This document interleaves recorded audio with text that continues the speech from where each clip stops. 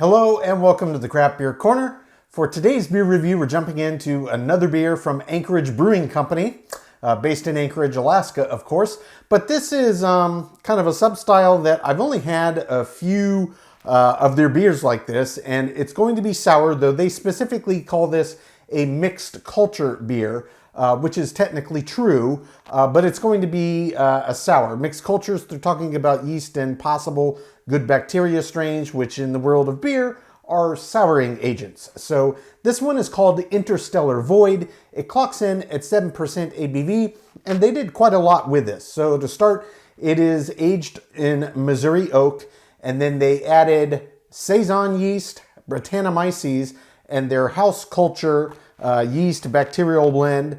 They finished this beer on passionfruit, and on top of that, they also dry hop this with Galaxy and Strata hops, and it does have added phantasm powder. So reading the details on the bottom of this label, it's almost one of those like everything but the kitchen sink. They did a lot to it, so I'm expecting this to be a pretty big beer. Label art on this one, cool as always, Interstellar Void. So it's got a guy in a spacesuit floating out in space, and indeed it looks like he is approaching what artistically may be described as an interstellar void. Look to see art by Massive Face yet again. So awesome, really great art, I love it. Obviously a nice sour here from Anchorage. They're gonna give us the nice cork with the cage to keep it in check. So we'll take that cage off.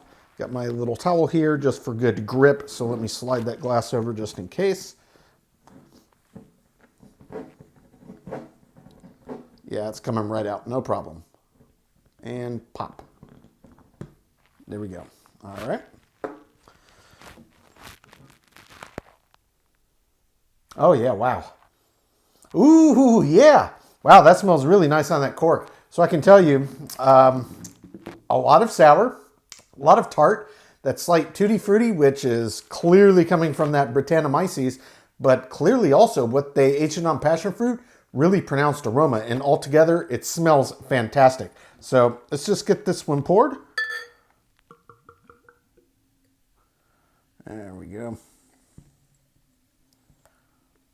This is a glass that I don't use that often because frankly it's kind of a pain in the butt to clean, but it does work quite well for many different beer styles. I can use it with really good effect on pilsners, other kind of lighter lagers. It also works very well for sours because it kind of it's almost like a lambic flute, but it's got a little different shape. So it kind of can multi-purpose. It also works really well for like Hefeweizens, which I think is its actual ultimate intended purpose, but works well for other beer styles as well. So visually, yeah, this is a stunning beer. It's very light, very bright yellow, almost kind of the color of like a pale ale, or kind of a classic Gosa, Hefeweizen, Saison, something of that color spectrum. And it's extremely active in terms of carbonation.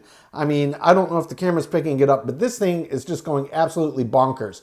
And it's got a big mix of small, tiny champagne, medium small, and some large bubbles, plenty of cling. And yeah, it's really going nuts all over this glass. This is extremely active. So we're going to get right up over this for a sniff. This one is pretty pronounced. I could already smell it, but I want to get right up on it to make sure I'm not missing anything. I want to see exactly what jumps out at me. Wow. Immediately, first thing I get right on the nose is big passion fruit right in the face. It smells fantastic. And you can smell, again, that kind of underlying tutti frutti quality from the brettanomyces. Really jumps out at you as well. And there's a little bit of the sour and tart you can kind of pick up in the aroma. It's not super oppressive. It's really dominated much more by the passion fruit and the brettanomyces than anything else. A little bit of the underlying malt bill, but these are big, bold aromas that are jumping out of this glass. And based on what they added, what they did with it, I'm not surprised. So I'm expecting when we do finally get into this beer that it's going to have maybe a bit more nuance and layering in the flavor profile. But on the aroma, yeah, even though I'm only able to pick out just a few things, what I do pick up, it smells absolutely fantastic. So this one did actually form a pretty substantial head here. It's got a little bit of a head left. I'm not particularly concerned about it. It's very active, you know, and it's kind of an interesting mix. I did actually expect it to collapse already, but it did a good job of letting us pick out the subtleties of the aromatics, and it's not so thick that it should be super off-putting to dive into. So without further ado, we're just going to jump right in this one and see what it's about.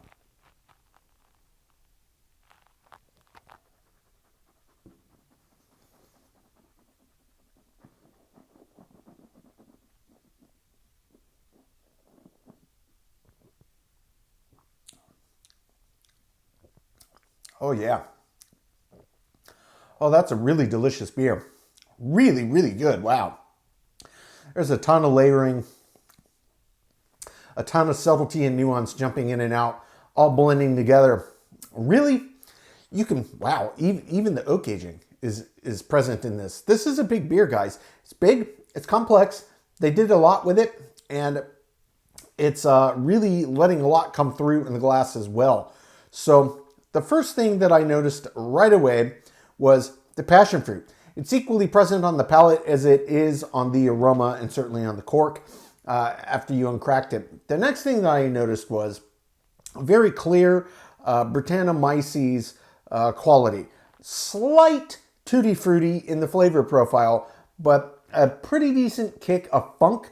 Not off-putting, not, you know, stratospherical, but it's enough to say, oh yeah, there's some brettanomyces in here. And then they also mixed it with saison yeast, which kind of brings some different character traits and qualities to the table. But in a beer this big with this many things happening, it does get a little bit muddled. So there's a little bit of that slight clovey quality to it, which you can sometimes get from saison yeast. It's one of those things that it kind of shares in common with kind of Hefeweizens, German Hefeweizens, but it could also be coming out of the brettanomyces, to be certain. Brettanomyces is a very interesting organism, and it can bring a lot of aroma and flavor to the party. So it's hard to pinpoint exactly where some of these flavors are coming from, but they're definitely present in there, and it tastes really, really good together. The oak is very distinct that they aged the Missouri oak. It has that classic oak woodiness to it, and that actually seems to really be doing a great job binding with the brettanomyces. The other thing that I can say in this beer that I didn't expect, and it's also quite pleasant, though I could have, because saison yeast, this is a pretty relatively common thing you could get out of it. There are some underlying kind of grassy notes in this one. And then whatever the underlying malt bill and how it's mixing with their house cultures, the Brett and the saison yeast, I'm also getting some really nice kind of classic like you might find in a Gosa or a saison by itself or a farmhouse style. So there's this underlying kind of cracker kind of quality to the malt bill that's popping through. And pairing with all of these other flavors, it's just really nice. It's a very nice package. This one's pretty big. It's got pretty bold in-your-face flavoring, just like the aroma. But altogether, it's very nice. It's very layered. It's very nuanced. Gotta say, the balance on how they put this all together, I absolutely love it. I'm getting a little bit of this, a little bit of that. It's constantly ebbing and flowing, and it's keeping it very interesting as the flavors develop on the palate. Very, very nice beer. So we're going to jump back in. We're going to pick apart the body and the mouthfeel, and we're going to come back and then make sure I didn't miss anything. If I did, we'll talk about it, and then we'll talk about this finish. But first sip, very, very nice beer. Take two.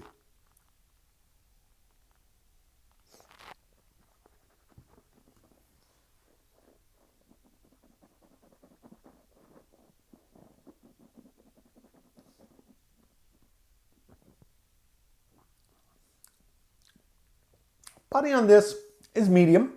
It's a 7% beer. It feels exactly right for what I would expect out of a sour style beer, clocking in at 7. Feels exactly right. The mouthfeel, this is a little more resistant than your average sour beer, but again, it's a higher ABV than your average sour. I would say just as with the body, the mouthfeel feels exactly right. The other side of the mouthfeel that we need to talk about that you may already be expecting I'm going to go to is the drying effect. Yes, it's a sour, and yes, there is a drying effect on this one. It comes in actually a pretty good bit earlier than your average sour. Most sours will take at least 10, 15, 20 seconds, and they'll start to kind of progressively dry out as you get nearer and nearer to the intensity of flavor on the finish. This one really starts to get dry almost around the give or take 2-second-ish mark after you swallow. It comes on pretty quickly, but it doesn't really intensify. It just, okay, this has a drying effect on the palate, and then it just kind of holds at that intensity of dryness. So kind of a deviation from the norm, but it's quite nice. It's there. It's just way quicker onset. And it's not over the top intense. It's kind of what you would expect. It's very nice. So it feels right. Everything about this beer feels right, weight-wise and texture-wise. In terms of anything I missed, on first sip, no. Just re-intensified. This one doesn't really stick around the palate. It's not sticky, but it does have definitely a longer than average finish owing to the overall pungency of the flavors here. And indeed, this is one of those that actually has a relatively decent kick of bitters, though it's not really noticeable until you start to get to the end of the finish from about the 30-second mark onward. What lingers is a little bit of that kind of funkiness from the Brett, and the passion fruit you can still clearly taste, but there's also a little bit of hop bitterness that comes through. And there's no distinct hop flavor. They use Galaxy and Strata, pretty high alpha acid content hop varieties there in their own right, but they dry hopped with them. So yeah, it's still going to get some alpha acids into there, and I think that's where the bitters in this beer are coming from. And it's nice. It's kind of an earthy bitter, so it kind of blends well with what else is happening here. If it had been kind of like pine or resinous, that might be a little weird with the other flavor profiles that are coming in this. So that nice kind of muted earthiness like you might find in a British Fogelhop, it's nice. It pairs well with this beer and just kind of complements it and rounds the whole thing out. In terms of the actual overall length of the finish, it is impressively long. And again, it's that driving kind of slight funk, the slight earthy bitters from the hops, and that passion fruit. It's quite pronounced. And even though this does dry out, the intensity of its flavors really do linger. And it's kind of a combination of two parts of the palate, very, very front tip and the very, very back. That's where these flavors are lingering, and it's impressive. Impressive mileage for a sour. I gotta say, I really, really like this one. I've had a few sours by Anchorage, and they don't put out a ton, at least that I can see that I can grab from Tavour. But when they do, I try to grab them because they're always an interesting beer drinking experience. Without obviously coming up with my detailed scores, I gotta say, I think this might be my favorite sour I've had from them yet. I'm a big fan of this one.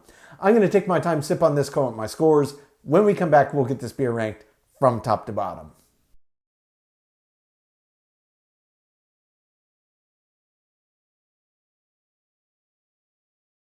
All right, now that we've gotten to enjoy this beer, we're going to get it ranked. This was Anchorage Brewing Company's Interstellar Void, a mixed culture sour ale clocking in at 7% ABV. This one was Missouri oak aged, and it had added saison yeast, brettanomyces, and their house culture yeast bacterial blend. Was finished on passion fruit, dry hopped with Galaxy and Strata, and also had added phantasm powder. So a big beer with a lot of stuff happening to it, and it was certainly big and layered. Anchorage is, of course, based in Anchorage, Alaska. So this was like quite so many of Anchorage's beers I've had that just missed the mark of perfection by a hair. This is another one of the best beers I've had in the last several months, just going through them, and this came so close to perfection. Only one category did not get a perfect score, and we will start with that one. It is our very first category of aroma. So the aroma on this, make no mistake, it was absolutely massive, and yes, it did smell fantastic. The only reason I docked a point here, and this is really being nitpicky, is with all of the stuff they did with this beer, I wasn't quite able to pick out all of the subtlety or nuance.